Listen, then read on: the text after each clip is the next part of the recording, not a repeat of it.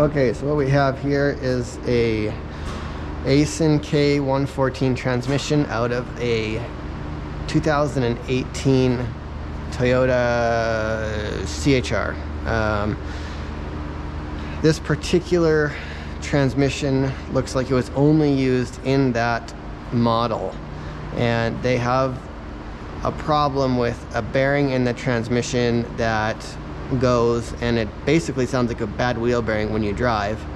But once you get it on the hoist, if you put a stethoscope up to the oil pan, you will hear the thing just howling away. I spoke with a few transmission shops locally. They won't open up the transmission because Toyota doesn't make an overhaul kit for it yet. And yeah, so basically they won't do it.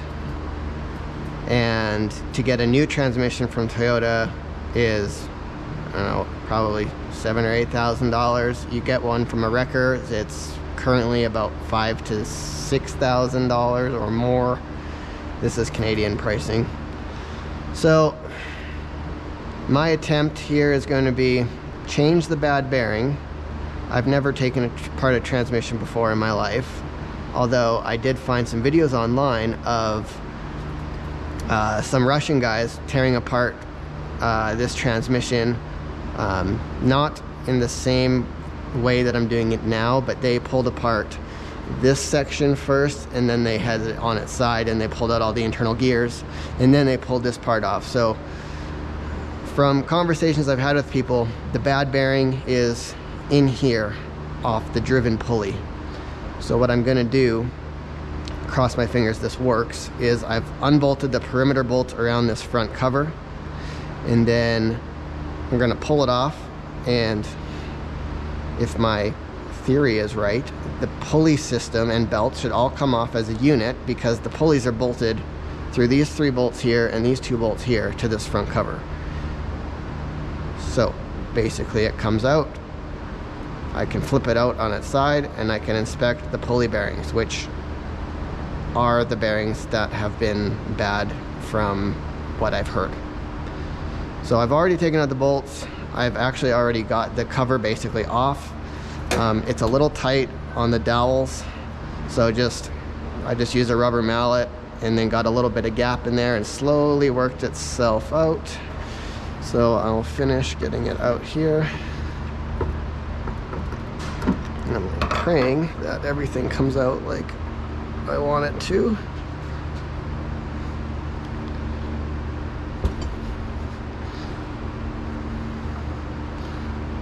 Let's see what we see here.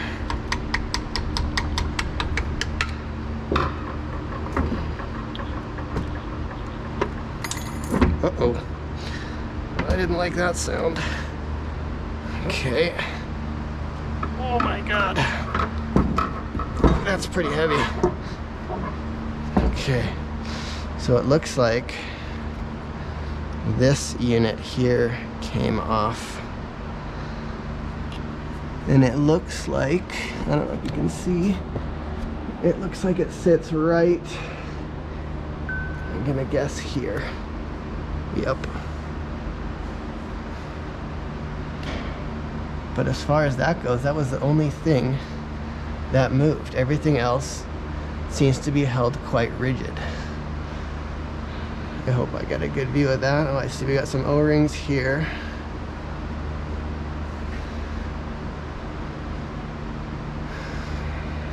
Yeah. Maybe attempt to find some new O-rings if I can get them mated up.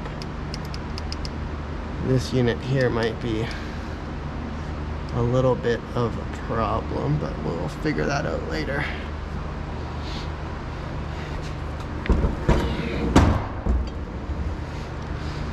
So, here we are. What a belt. Unreal.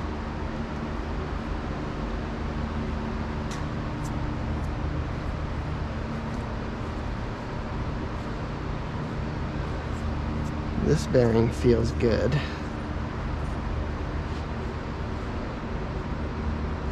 This bearing feels questionable in comparison.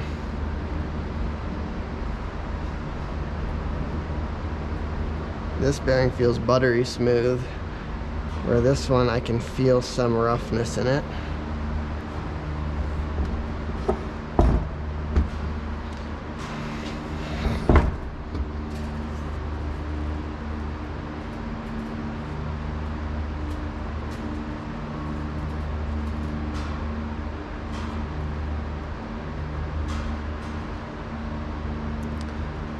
Now I can already see that. Oh, I can feel it. Oh yeah.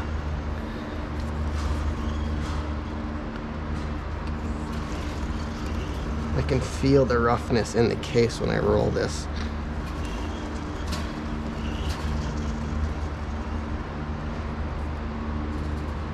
I don't know if you can see in here, but there's some kind of, I don't know what this would be called.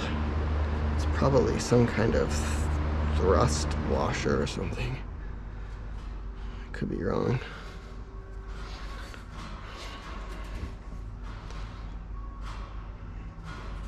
But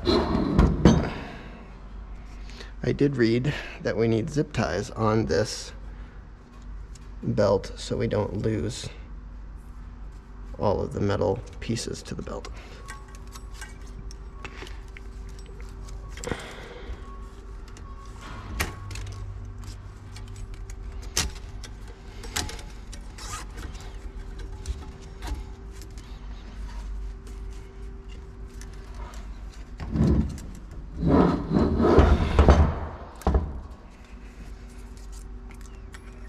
This may not be necessary because I don't plan on actually taking the belt out the pulleys, but I'm not taking any chances.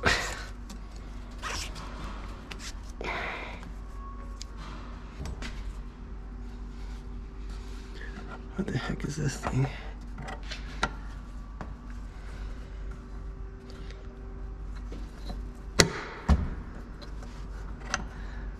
Okay, I don't know what that does. Oh, that is where this unit goes into. Oh, so that must do this motion here. Oh, let's see, that just sits in here like that. And that sits, how does this thing go here? Well, now I can't move that properly. Okay.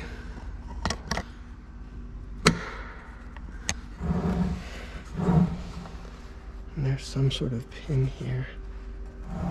I think that will stay there just fine. Alright guys, I'm nervous. Oh, O-ring there.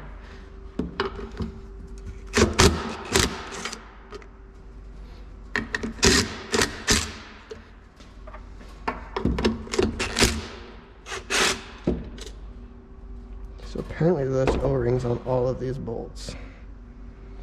That's awesome.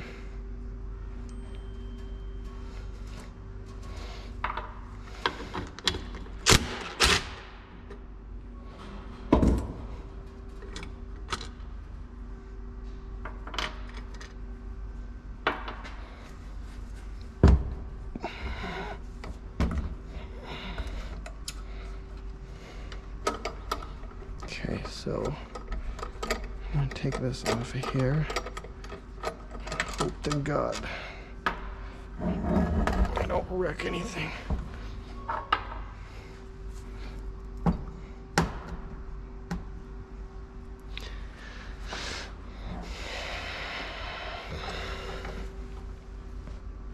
If I were to pull this pin out, oh, okay, that's what I figured. That spring presses on here.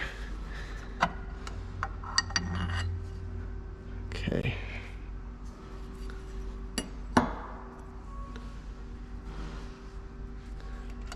That should be easy enough to put back together. Oh, there we go. There's one. Ow, my finger.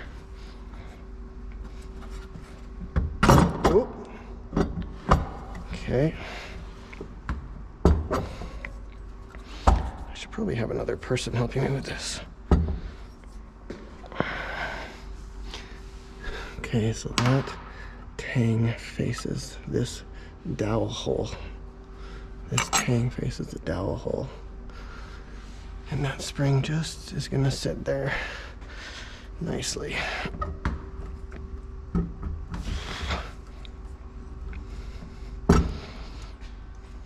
This unit is heavier than it looks.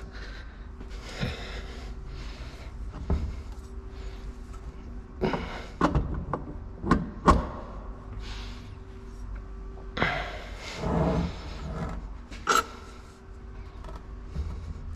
gotta watch over that oiler tube also.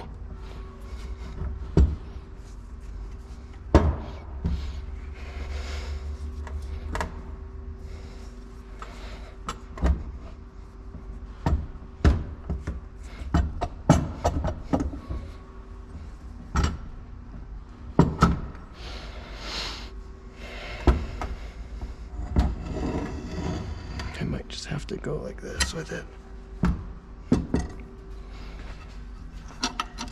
Oh, there goes that spring.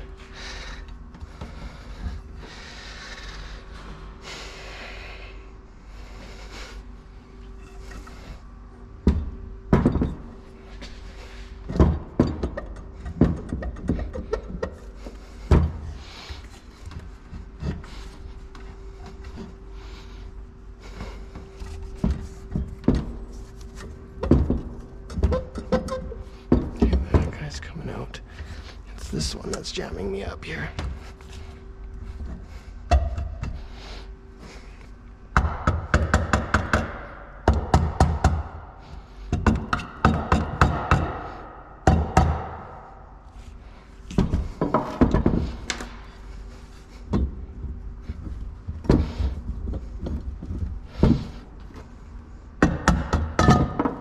There we go. Okay. So, do a quick inspection here. What do we got? So I only lost that spring, but that's okay, because I know where it goes, and it's gonna stay with this guy right here. Okay. Fix that. That's gonna stay like that. Oh, no. Oh yeah. I don't know if you guys can hear this. If I hold this out of the way. There's the bearing right there. That one feels okay. So I think we potentially have two bad bearings. I think this one is on its way out, and this one is far gone. Okay, so it's been a few weeks since I was able to find the bearings. In the last part of this was the main bad bearing. I marked it in blue. I don't know if I'll be able to show it on here, but there it is. Let me see if I can't show it here.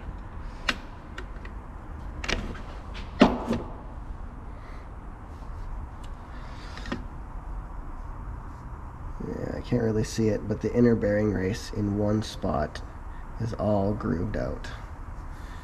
It's pitted, and where the rest of it's shiny, it's just one, like 20% of the bearing has got some pitting and roughness, and that's what it was. Now, the bearing is not bad to do.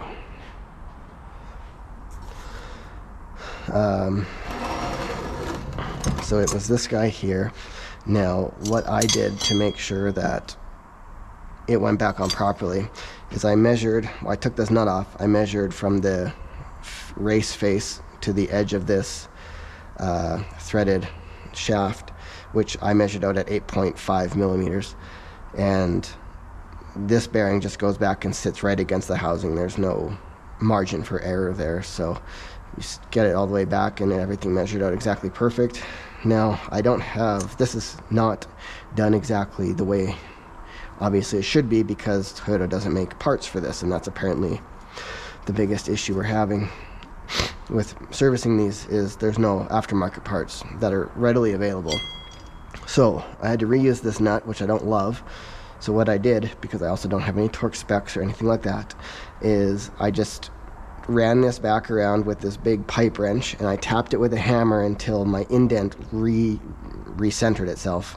Tapped it back in, and from there I gotta say that, you know, it's pretty darn close. Haven't decided if I'm going to replace this bearing. Feels perfect.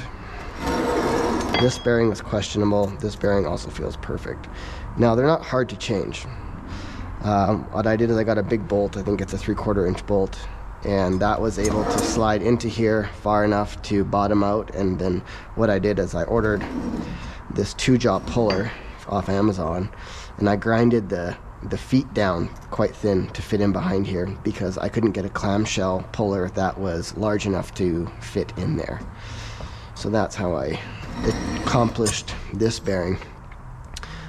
You can kind of sneak it in, like if you do it, you can kind of sneak a foot in behind here and then a foot in behind on this side, and that'll give you about enough clearance to pull that bearing off. And it wasn't hard.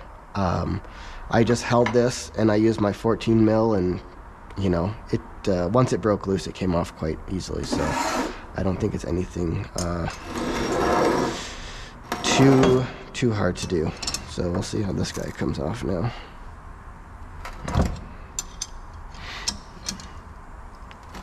A few moments later.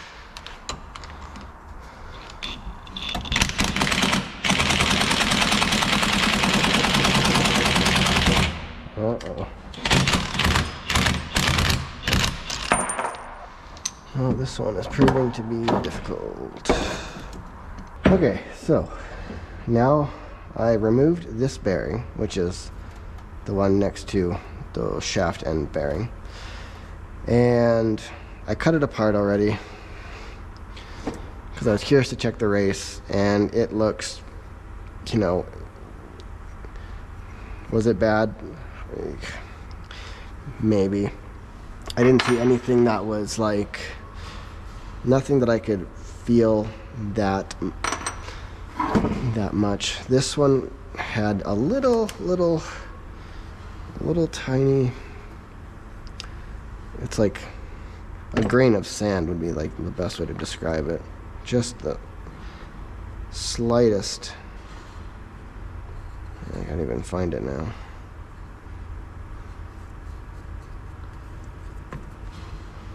I don't remember what I was looking at, but found something, and it was very, I think this is it right here. Yeah, this guy right, I don't have anything to point with. Right here. It was just the teeniest, littlest bit of, I can just feel it. So that was on its way, technically. So basically, yeah. Just going to tap this guy back on. You know, I'm gonna, seems to be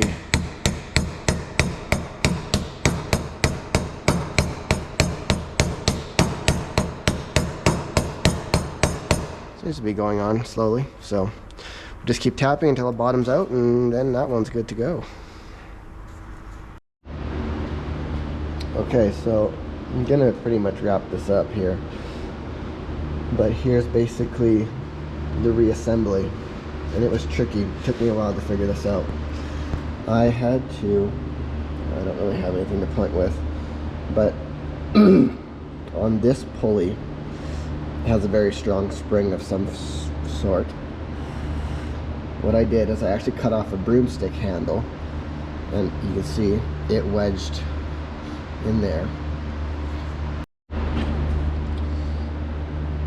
You can see it wedged in there.